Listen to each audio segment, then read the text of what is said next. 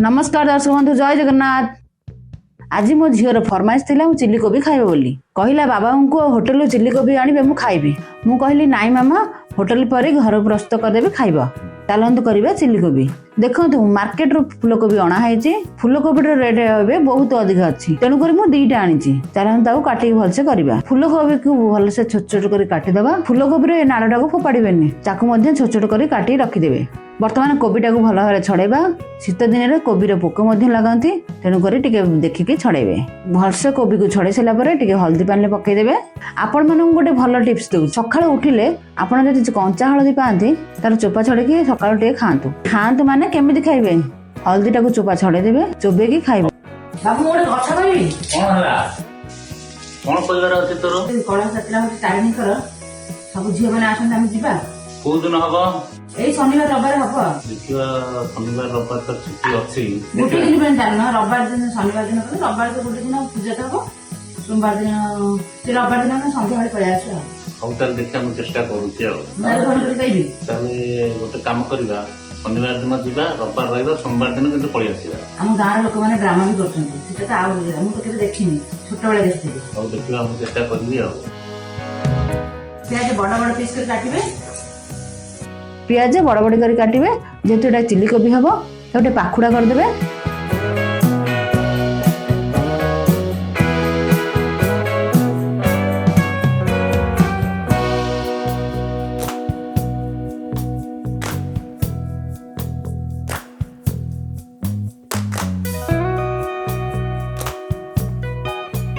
देखो तुम बर्तमान कैप्सिकम, प्याज, अदा, रसुण देखो ये साइज रे काटिबे।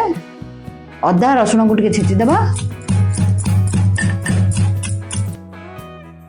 कोबी को टिके आमे सिझेदेबा। जदि पोक रही थाए से गुरा मध्ये बाहर जिवो एवं कोबी मध्ये टिके नरम हे जिवो।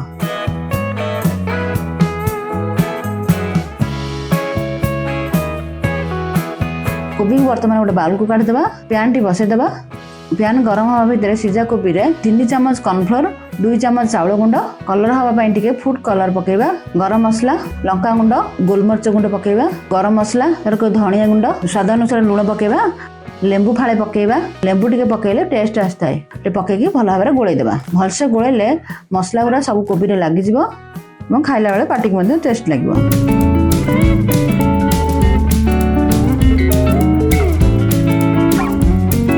बर्तमान तेल गरम हो गलानी। एबे कोबी को छाणीबा। चिल्ली कोबी छोट रु बड़ समस्त को पसंद, स्पेशल मो झील को तो बेसी पसंद। शीत दिन आसिले मो झीर बेसी मन पड़े चिल्ली कोबी खाया पाई। देखो चिल्ली कोबी एभले छाणीबे।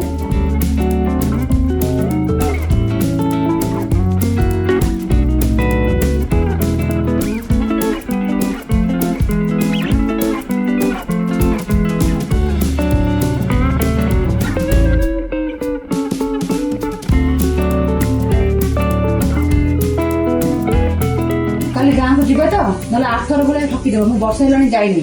देखिवा काली माजे ऑफिस रे छुट्टी मागे मागिबो कोन जा भेले दिबो।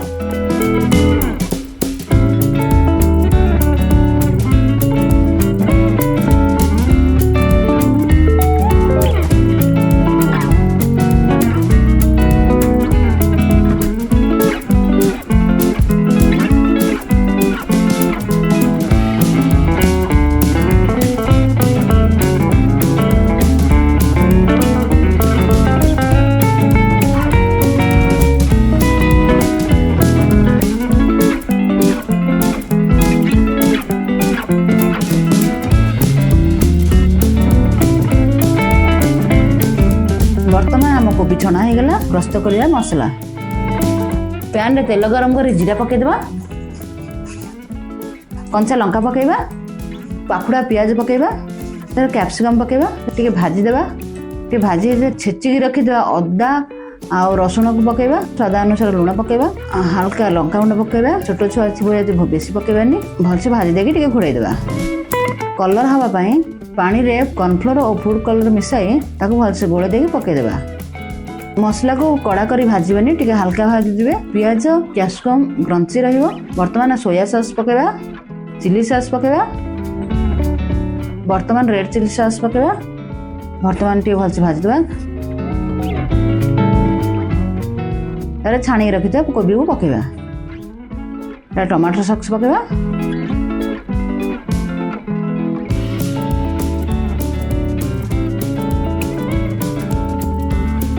କାଟିକି ରଖିଥିବା ଧନିଆ ପତ୍ରକୁ ପକେଇବା। ଦେଖନ୍ତୁ ଆମର ଏବେ ପ୍ରସ୍ତୁତ ହୋଇଗଲା ଚିଲି କୋବି।